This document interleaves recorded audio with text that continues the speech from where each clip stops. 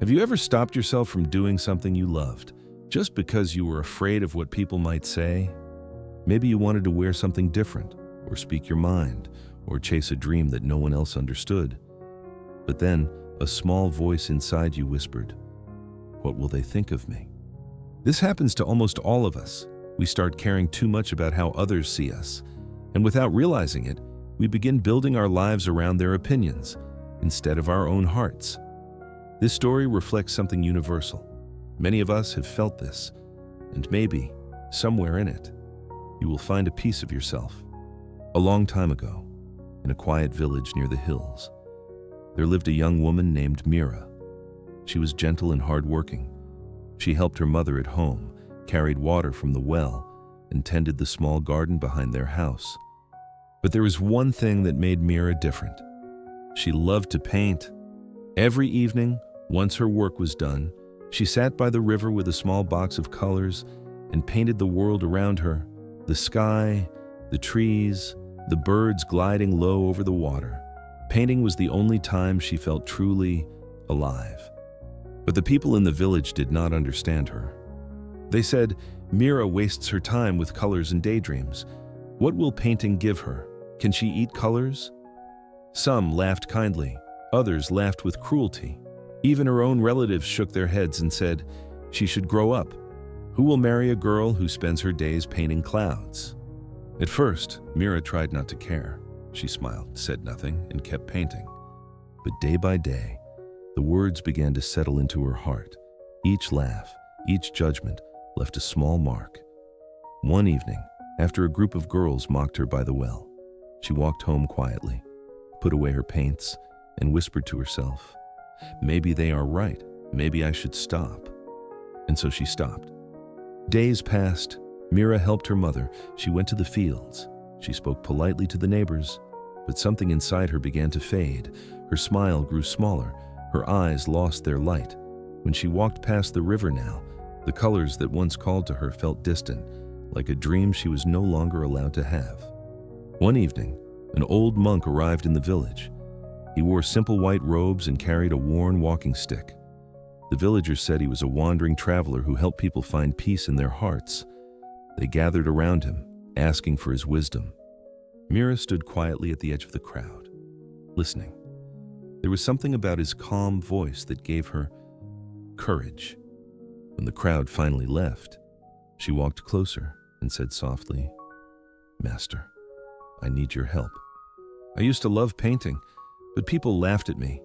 They said it was useless. I tried to ignore them. But now, I feel lost. How can I live happily when everyone keeps judging me?" The monk looked at her kindly. He did not answer right away. Instead, he pointed toward the trees and asked, "Do you hear that?" Mira listened. It was the wind, moving gently through the branches. "Yes," she said. The monk smiled. "Tell me, does the wind stop when someone tells it to?" Mira shook her head. "No, master. The wind moves as it wishes." "Exactly," said the monk. "The wind belongs to no one. It does not ask permission to blow. It does not worry whether people like it or not.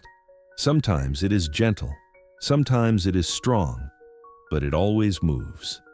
He looked into her eyes and said, "You, child, are like the wind, but you have forgotten who you are. You have given your freedom away to the people around you. Their opinions have become your cage." Mira asked quietly, "But what if they keep talking about me?" The monk smiled again. "Let them talk. People talk about the sun being too hot and the rain being too wet, but the sun still shines and the rain still falls. If you live only to please everyone, you will never truly live at all." He picked up a dry leaf from the ground and said, "Be like the wind, not the leaf. The leaf moves only where others push it. The wind moves where its own heart leads it." Then he added one last thing. "Stop asking for permission to be yourself." That night, Mira could not sleep. The monk's words echoed quietly in her heart. When the first light of dawn touched the sky, she rose, took out her old paints, and walked once more to the river. The world was still. Birds were just beginning to wake. Mira sat down and began to paint again, slowly, gently, freely. People passed by and whispered, "She is painting again. She never learns." But this time, Mira did not stop.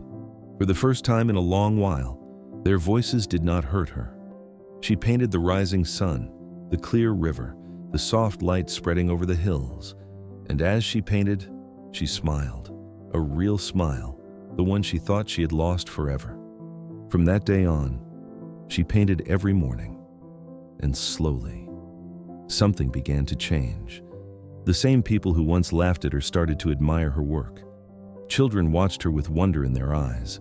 Even the elders said, "Her colors bring a strange peace to the heart."